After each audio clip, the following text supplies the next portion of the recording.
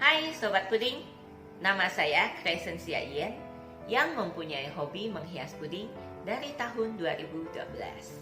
Awalnya, bisnis ini saya jadikan bisnis sampingan, tetapi karena saya juga mesti fokus pada bisnis utama, jadi saya kerepotan untuk membagikan waktu.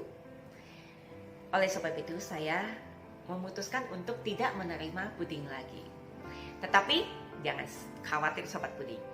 Saya di sini akan membuatkan beberapa video yang akan saya membagikan semua ilmu, tips dan trik yang saya ketahui dan berdasarkan dengan pengalaman saya mengenai puding.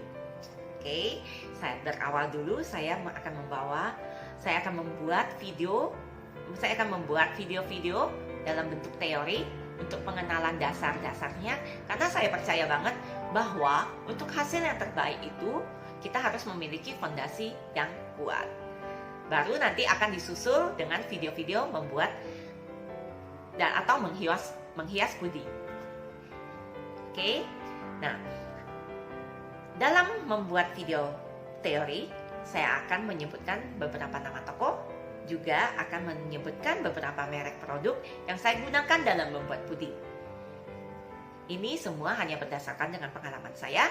Jadi saya di sini juga tidak dibayar, tidak di-endorse, dan saya bebas sekali mau menyebutkan merek atau nama toko apapun yang menurut saya layak untuk dibagikan.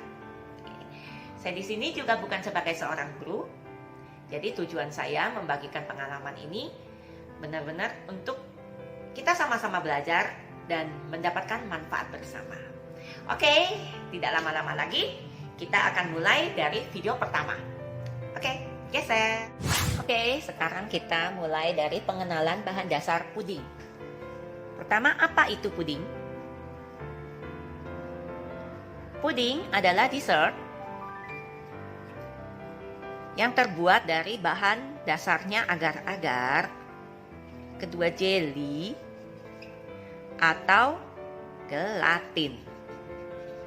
Kalau agar-agar atau jelly atau gelatin dimasak dengan susu atau santan atau krim, ini dinamakan dengan puding. Bagaimana kalau agar-agar atau jelly atau gelatin dimasak saja dengan air putih tanpa susu atau santan? Itu bukan namanya puding. Itu hanya disebutkan dengan agar-agar saja atau jelly saja atau si gelatin saja. Kembali lagi, kalau disebut dengan puding, itu harus dicampur dengan santan atau susu. Oke, kita lanjut ya. Apa perbedaan dari agar-agar, jelly, dan gelatin? Saya mulai dari agar-agar dulu.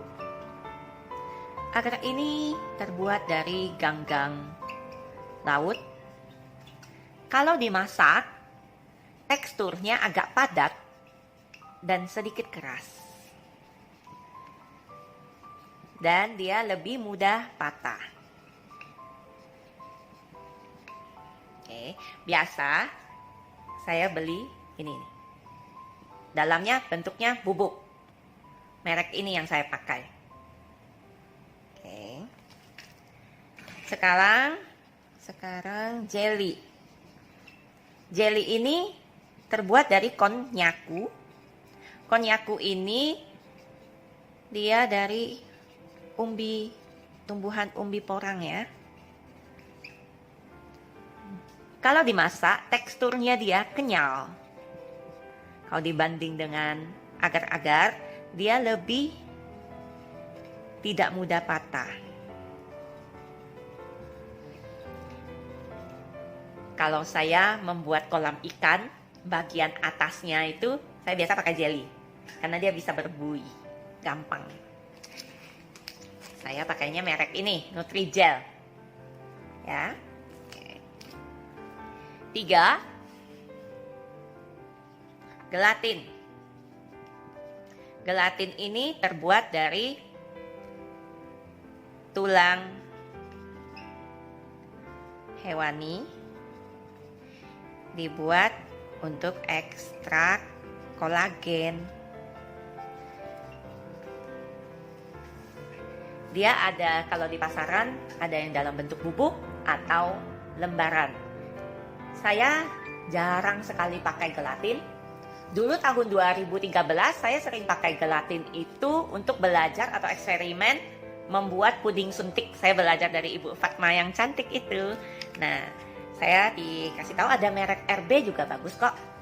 Nah, ini saya beli aja karena udah lama punya aku udah expired, jadi aku beli lagi cuman buat contoh aja. Karena dia terbuat dari tulang hewan seperti ikan, sapi, seperti itu, baunya sedikit amis, jadi mesti dicampur dengan essence ya. Ini essence ini adalah pewangi. Nanti aku akan jelaskan pewangi tambahan makanan, nanti aku akan jelaskan di akhir video. Nah, sekarang ada yang tanya, bisa nggak kalau agar-agar dicampur dengan jelly, dicampur dengan gelatin, dimasak bareng? Jawabannya bisa saja, sesuai aja dengan kebutuhan. Yang paling sering saya temukan adalah agar-agar dicampur dengan jelly. Ini akan membuat teksturnya tidak begitu keras dan tidak begitu kenyal di antara tengah-tengahnya. Ini kalau dimasak dengan santan, bisa pakai ini, enak. Kalau membuat silky pudding, gelatin sama agar-agar. Gelatinnya sedikit aja. Oke. Nanti saya akan jelaskan pada video-video berikutnya untuk praktek membuat silky pudding. Ini memakai gelatin, ada sama agar-agar. Bisa juga sih dengan jelly. Nanti kita lihat saja ya di video yang berikutnya nanti. Oke, bahan berikutnya ini kalau kita membuat puding adalah kadang kalau ada campuran air, saya membuat agar-agar bening untuk siram supaya hiasannya tidak geser. Nah, saya pakai yang agar-agar dicampur air saja. Air ini saya sarankan harus pakai air matang supaya untuk mencegah puding kita tidak cepat basi. Saya biasa pakai Amidis. Nah, kalau untuk air ini, ingat, jangan terpaku sama merek ya. Aqua atau apa terserah. Jangan terpaku sama merek. Yang penting ini adalah air matang. Oke, berikutnya gula. Gula, kalau gula pasir, saya biasa memakai merek Gulaku yang bungkusnya warna hijau. Oke, Gulaku. Karena dia lebih putih, kan ada yang bungkusnya kuning. Ya, isinya dia lebih kuning, nanti mempengaruhi warna puding. Berikutnya, susu cair. Saya jarang pakai susu kental, jadi saya pakai susu cair aja. Susu cair yang saya pakai adalah Ultramilk. Nih. Kalau untuk original atau rasa-rasa strawberry yang butuh yang warnanya lebih putih gitu ini. Kalau warna coklat, rasa coklat saya pakai yang coklat. Kalau untuk yang rasa strawberry saya langsung pakai ini, jadi nggak pakai pasta lagi. Jadi jauh lebih sehat ya. Jadi nggak pakai pasta-pasta. Kalau mau pakai yang low fat, saya biasa merek Glenfield yang saya pakai kalau low fat ya. Berikutnya kalau santan, saya jarang sekali pakai bikin puding santan, jujur. Kalau misalnya pakai juga, saya akan peras sendiri dengan takaran 1 kelapa. Saya peras dengan 1 liter air. Diperas, nanti hasilnya kurang lebih, misalnya kalau 700 ml, lah ya, udah bisa langsung buat 1 resep puding. Oke, berikutnya kita nanti akan berkenalan dengan pasta dan essence. Nah, apa itu pasta? Pasta ini adalah perasa sekalian, ini perasa, dia adalah perasa juga. Dia juga sekalian pewarna, jadi ada warnanya. Dan dia juga ada wanginya, wangi aroma yang ini. Biasa saya merek Tofieco. Saya pakai merek Tofieco kalau untuk yang pasta coklat. Kalau yang untuk mangga, saya pakai yang Nyonya Lim. Saya jarang sekali ya kalau pakai yang mangga ini. Kalau pas ada pelanggan yang maksa banget mau rasa mangga, padahal nggak lagi musim buah mangga, mangganya kurang manis ya saya tambahin. Kalau misalnya musim mangga, harum manis mangganya sudah manis, saya langsung jus. jarang pakai pasta lagi. Oke. Nah, apa itu essence? Essence itu hanya pewangi. Dia jarang warnanya, dia kurang mempengaruhi dalam warna ya. Saya biasa merek Diva. Saya jarang pakai ini. Dulu kalau dicampur gelatin, kalau bikin puding suntik yang dulu itu, nah baru sering pakai. Ini saya beli aja, ini belum buka, saya beli buat contoh video ini ya. Teksturnya agak cair, kalau pasta dia kental. Bahan pelengkap lainnya yaitu bubuk makanan. Bubuk makanan biasanya yang saya pakai yaitu bubuk rasa coklat untuk membuat puding yang rasanya coklat. Saya biasa pakai merek Van Houten yang seperti ini. Kalian bisa beli di toko bahan kue atau di pasar biasa ada.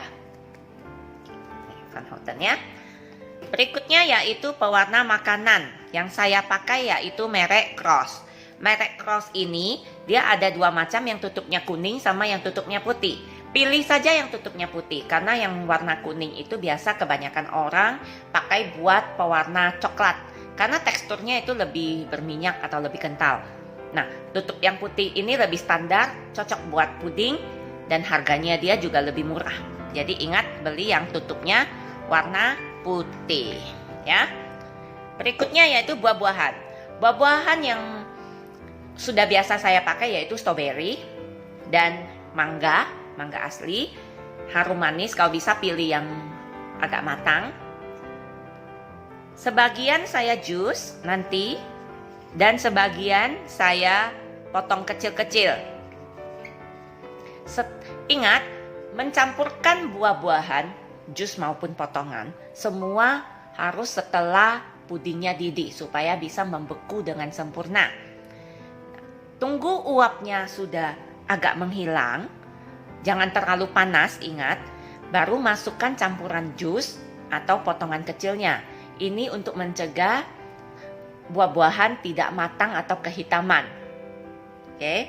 Biskuit yang saya pakai adalah Oreo untuk puding yang rasanya Oreo. Saya ini boleh ambil bagian yang hitam-hitamnya saja, boleh juga barengan sama yang putih. Jadi terserah, sesuai selera. Kalau misalnya mau bagian yang putih, berarti ingat di resepnya gulanya dikurangin karena kan ada manis-manisnya yang krim putihnya ya. Kalau saya untuk jualan, saya hanya ambil yang ambil yang hitam-hitamnya saja. Terus saya masukkan ke dalam plastik kiloan yang kecil, hancur-hancurin aja, ditumpuk-tumpuk begitu pakai tangan. Nah, setelah pudingnya didih baru dicampur ya. Nanti saya akan buatkan videonya juga kok untuk resep puding Oreo. Fla, saya tidak mau meribetkan diriku sendiri karena saya mendingan fokus untuk menghias.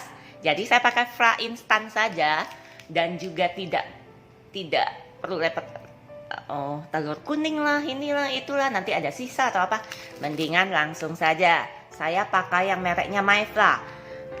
Jadi sesuaikan saja dengan rasa puding dasarnya seperti apa, baru terserah sih, rasa coklat atau yang vanila. Dua-duanya enak.